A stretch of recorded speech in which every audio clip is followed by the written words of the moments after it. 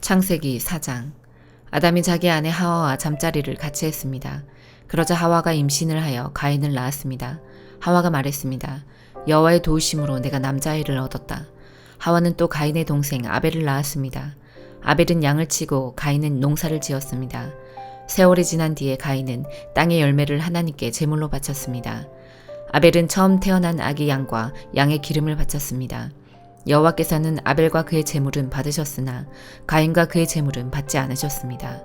가인은 매우 화가 나서 안색이 변하였습니다. 여호와께서 가인에게 물으셨습니다. 네가 왜 화를 내느냐? 왜 안색이 변하느냐? 네가 좋은 마음을 품고 있다면 어찌 얼굴을 들지 못하겠느냐? 네가 좋은 마음을 품지 않으면 제가 너를 지배하려 할 것이다. 죄는 너를 다스리고 싶어 하지만 너는 죄를 다스려야 한다. 가인이 자기 동생 아벨에게 들로 나가자 하고 말했습니다. 그들이 들에 나가 있을 때에 가인이 자기 동생 아벨을 쳐 죽였습니다. 여호와께서 가인에게 말씀하셨습니다. 네 동생 아벨은 어디 있느냐? 가인이 대답했습니다. 저는 모릅니다. 제가 동생을 지키는 사람입니까? 여호와께서 말씀하셨습니다. 네가 무슨 일을 했느냐? 네 동생 아벨의 핏소리가 땅에서 나에게 호소하고 있다. 땅이 그 입을 벌려 네가 흘리게 한 네 동생의 피를 네 손에서 받아 마셨다. 그러므로 너는 이제 땅에서 저주를 받을 것이다. 네가 땅을 갈아 농사를 지어도 더 이상 땅은 너를 위해 열매를 맺지 않을 것이다. 너는 땅에서 또 돌 것이다. 가인이 여호와께 말했습니다. 이 벌은 제게 너무 무겁습니다. 주께서 오늘 저를 땅에서 쫓아내셨습니다. 저는 이제 주를 만나 뵐 수도 없을 것입니다. 저는 땅에서 떠돌며 유랑할 것이고 누구든지 저를 만나는 사람은 저를 죽이려고 할 것입니다. 여호와께서 가인에게 말씀하셨습니다. 아니다. 누구든지 가인을 죽이는 사람은 7배나 벌을 받을 것이다 라고 하시고 여호와께서 가인에게 표시를 해주셔서 가인이 누구를 만나든지 그 사람이 가인을 죽이지 못하게 하셨습니다. 가인은 여호와 앞을 떠나 에덴 동쪽 놋 땅에서 살았습니다.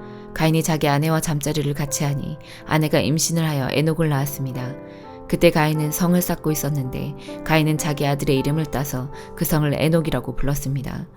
에녹은 이랏을 낳고 이랏은 무우야엘을 낳고 무우야엘은 무드사엘을 낳고 무드사엘은 라멕을 낳았습니다.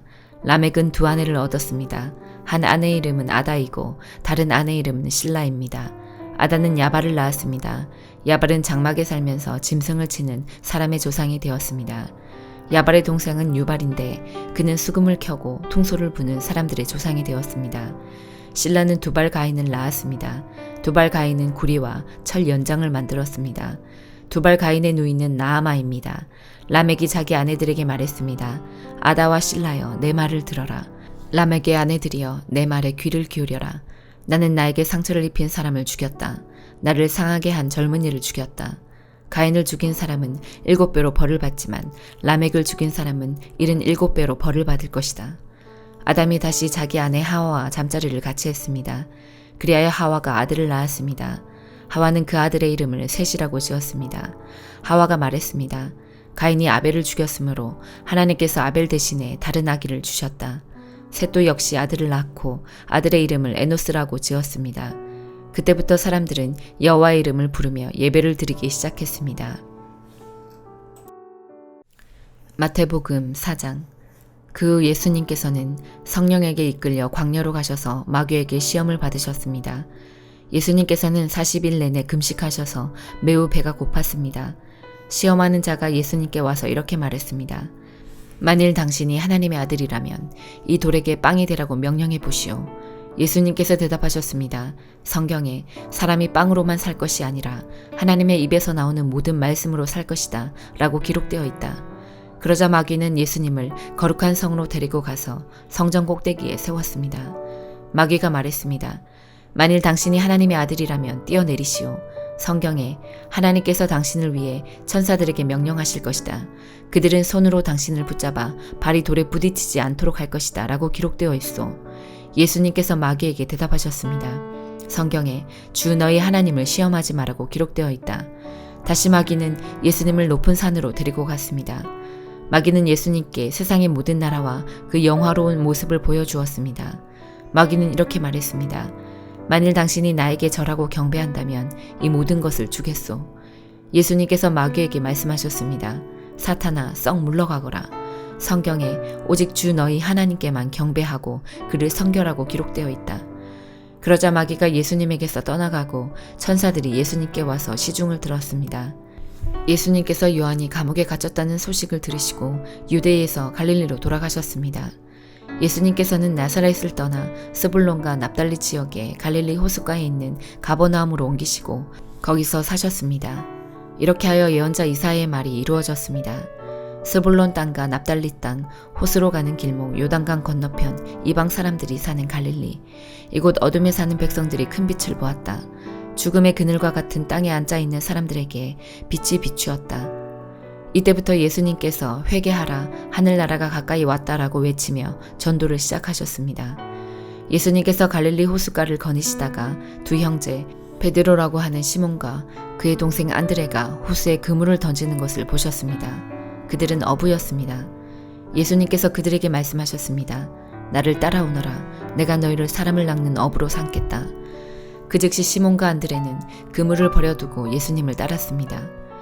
예수님께서는 계속 거니시다가 또 다른 두 형제 세베대의 아들 야고보와 그의 동생 요한이 배 안에서 아버지 세베대와 함께 그물을 수선하고 있는 것을 보았습니다. 예수님께서 그들을 부르셨습니다. 그들도 그 즉시 배와 아버지를 버려둔 채 예수님을 따랐습니다. 예수님께서 갈릴리 모든 곳을 다니시며 유대인들의 회당 안에서 가르치시고 하늘나라에 대한 기쁜 소식을 전해주셨습니다. 그리고 사람들의 갖가지 병을 고쳐주셨습니다. 예수님에 대한 소문이 시리아 전역으로 퍼졌습니다. 사람들은 병든 사람을 모두 데리고 예수님께 나아왔습니다. 그들은 여러 가지 병으로 고통받고 있었는데 통증에 시달리는 사람, 귀신 들린 사람, 간질병에 걸린 사람, 그리고 중풍에 걸린 사람들이었습니다. 예수님께서 그들을 고쳐주셨습니다. 그리하여 갈릴리, 데가볼리, 예루살렘, 유대 그리고 요단강 건너편에서 온 많은 사람들이 예수님을 따랐습니다. 에스라 4장. 유다와 베냐민의 적들은 돌아온 포로들이 이스라엘의 하나님이신 여호와를 위해 성전을 짓는다는 이야기를 듣고 스룹바벨과 각 집안의 지도자들에게 와서 말했습니다. 성전 짓는 일을 우리도 돕게 해주시오. 우리도 당신들의 하나님을 섬기고 싶소. 우리는 아시리아 왕 에살핫돈에 의해 이곳에 온 첫날부터 지금까지 당신들의 하나님께 제물을 바쳐왔소. 그러나 스룹바벨과 예수아와 이스라엘의 지도자들이 대답했습니다. 안 돼요. 당신들은 우리 하나님의 성전을 짓는 일에 끼어들 필요가 없소.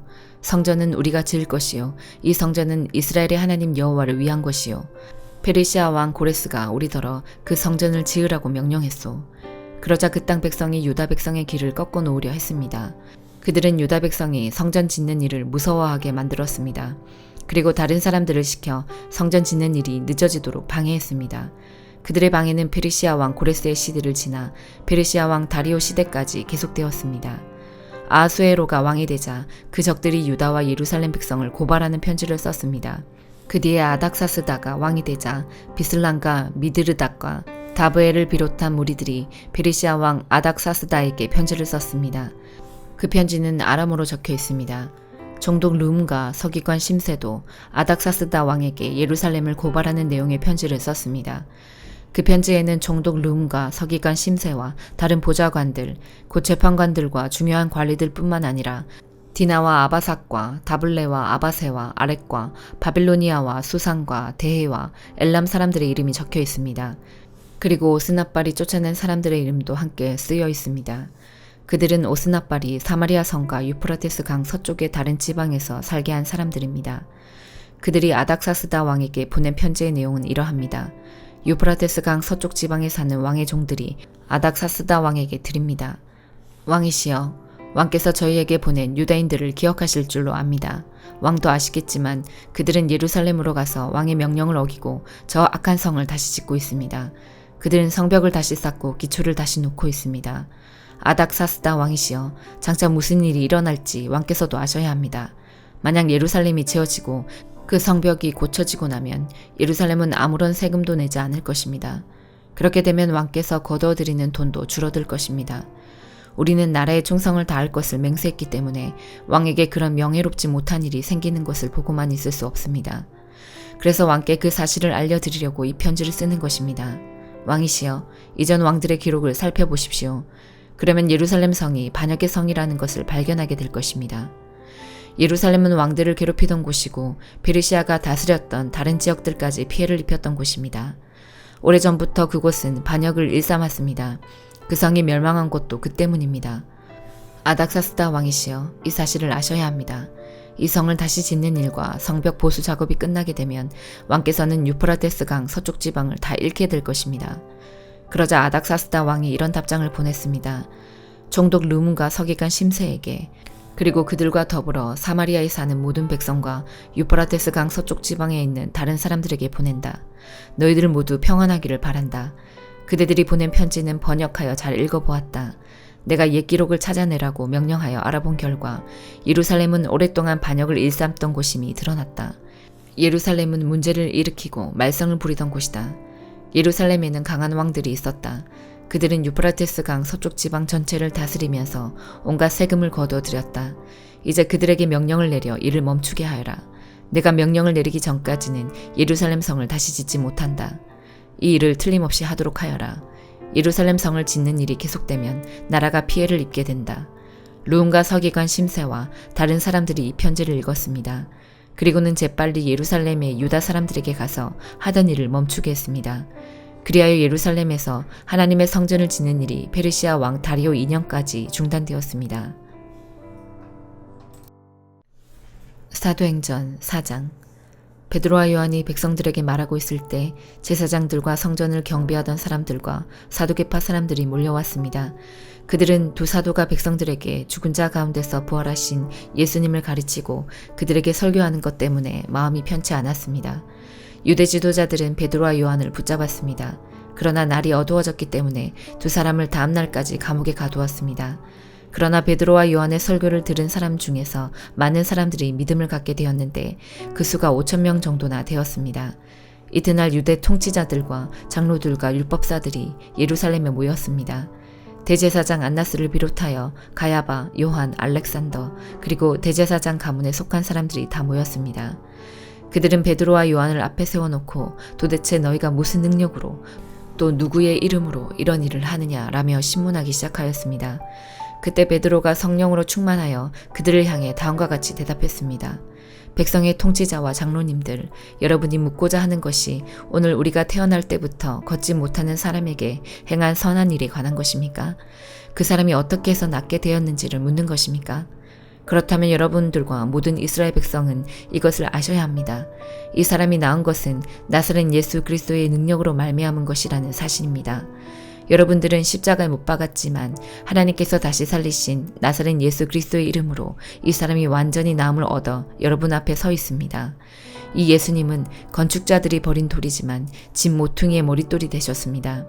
예수님 외에는 다른 어떤 이에게서도 구원을 받을 수 없습니다.